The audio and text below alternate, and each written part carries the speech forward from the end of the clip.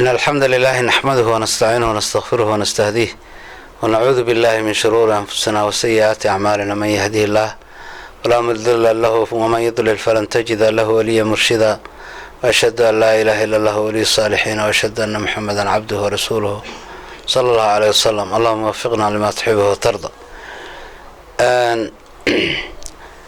xarunta markaa burco qaybtaas markii aanu joognay waxaa markaa naloo soo sheegay qiso la yaab leh oo ka dhacday magaalada burco.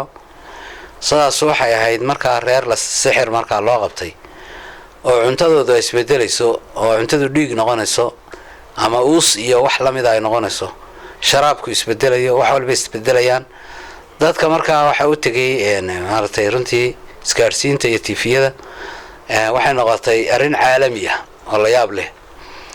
culimo badan baa u tagtay, culimadaas kuma aysan guuleysan.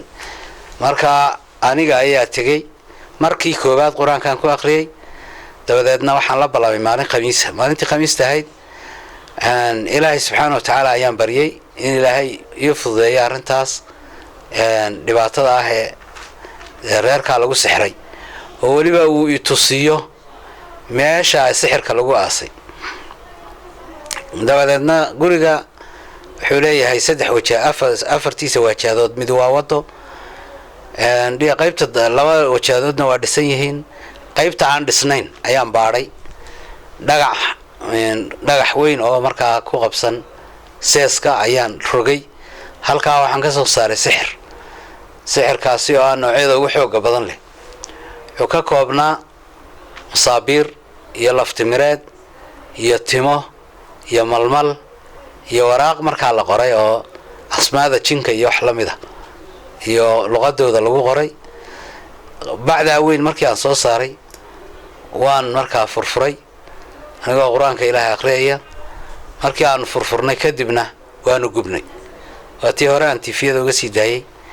markaa reerkii maalintaa laga bilaabo ilaahay subxaana wa tacaala waa caafiyey.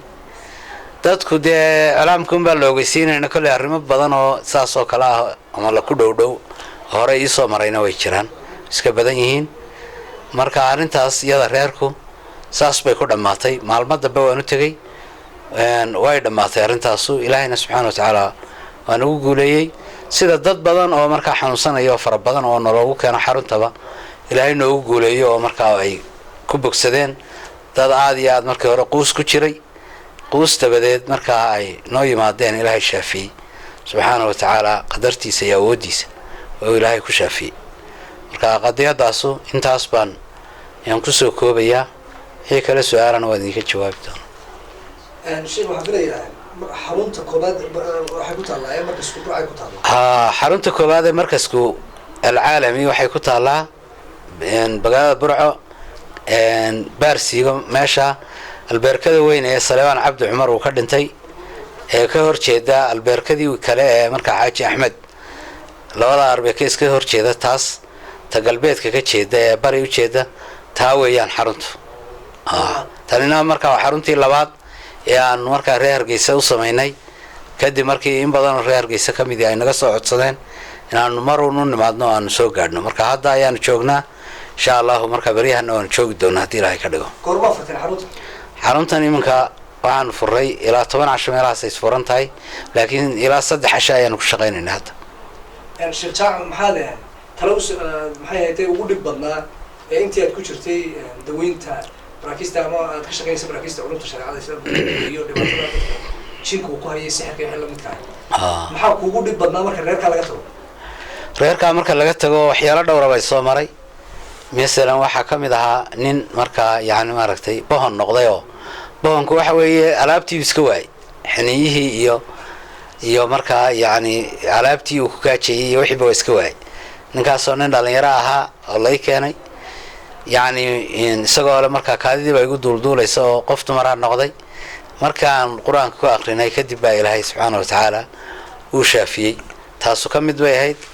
waxaa kamid ahayd yana la yaab lahayd inaan markaa indhaheeda qori kabriid inta madow laga jaray ay ka soo daadanayeen oo markaad mid ka soo qabataba mid kale ka soo baxayo iyagoo bacdan sidaba reerkii keenay deedna inanta keena baan ku anigayga laftaydii baa arkay iyagoo saarsaaran oo marba qaar ka soo qabtay markaad mid ka soo qabataba mid kale isku soo taagaya kuwaasu qaar ka mida bay ahaayeen waxaa ka mid ahaa masalan dad lacagta waayiyo lacagta markay helaan markaa ay kala bar waayaan ama wax lamida ay waayayaan ama maqalkoodii oo maran ay arkayaan iyo wax lamid ah oo aada u tiro badan ayaa markaa aan la soo koobi karin baa ka mid ah waayo muddo badan baan ayaan arrintii kusoo dhex jiray marka arrimuhu aad iyo aad haddii wax laga qoro bugaag badan baa laga qori lahaa insha allahu mar baan ururin doonaa haddii ilaahay awoodda ay siiyo insha allah sheekh jaamaca xanuunadan isha sixirka iyo jinka calaamadahay leeyihiin bulshada bargodiga hor tilmaan calaamadaha noocaasa lagu gartaa bulshada uga digayna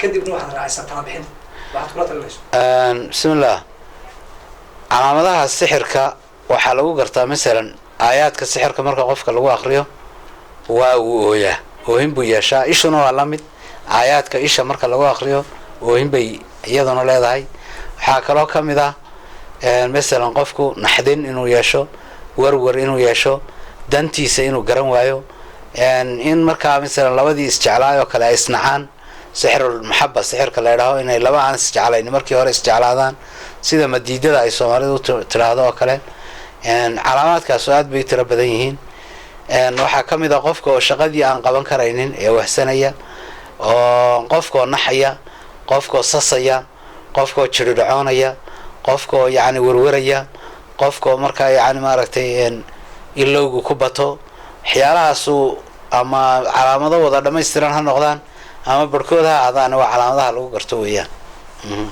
waxaan markaa tale usoo jeedinayaa dadku inay ay qur-aanka akhristaan oo adkaartana akhriyaan waayo waxa weeye adkaarta haddii ay dadku yowmigaa ay akhriyaan waxaa laga yaabaa in ilaahay wax badan uu kaga difaaco iyagoo iska ilaalinaya xaaraanta iyo wixii lamid a in markaa iyo macaasida ay ka dheeranayaan runtii dadaalkaas baa loo baahan yahay adkaartuna waxa ugu sarreeya dikriga ilaahay qur-aanka ugu sarreeya inay dadku qur-aankii ku noqdaan oo ay qur-aanka akhristaan baa loo baahan yahay